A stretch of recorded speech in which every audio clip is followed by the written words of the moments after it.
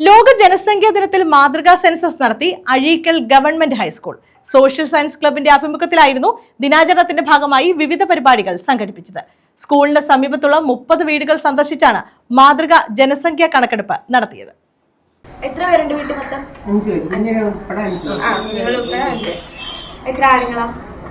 2 ആണ്, 3 പെണ്ണും.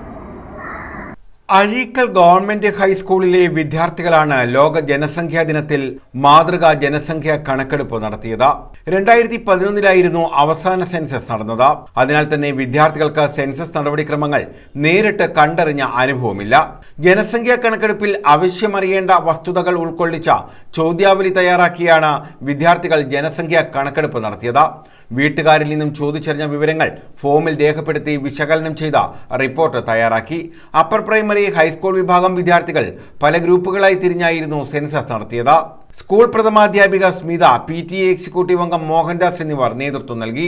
Social science club കൺവീനർമാരായ KS ധന്യ, കലമോൾ, ക്ലബ് അംഗങ്ങളായ പ്രിയദർശിനി, ഹരീഷ് മാമധു, രുദ്രാണി, ശ്രേയസ്, സഹസ്രകിരൺ, ജ്യോതിലക്ഷ്മി, നന്ദന എന്നിവർ പങ്കെടുത്തു.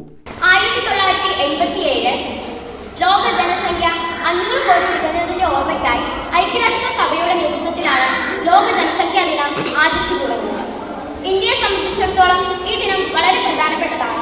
കാരണം ലോകത്തിലെ ഏറ്റവും കൂടുതൽ ജനസംഖ്യയുള്ള രാജ്യം നമ്മുടേതാണ്. ഏറ്റവും വലുത് എന്ന് അഭിമാനമായി തോന്നാമെങ്കിലും ഇത് ഒരു വെല്ലുവിളി തന്നെയാണ്. കാരണം നമുക്കറിയാം, ഭക്ഷണം, പാർപ്പിടം, ശുദ്ധജലം ഇവയൊക്കെ ലഭ്യമാക്കണം. ഇവയെല്ലാം അവരുടെ തൊഴിൽ ശക്തിയെ ലോകത്തിലെ മറ്റു രാജ്യങ്ങളിലേക്ക് നമുക്ക് പ്രദാനം ചെയ്യാൻ കഴിയും.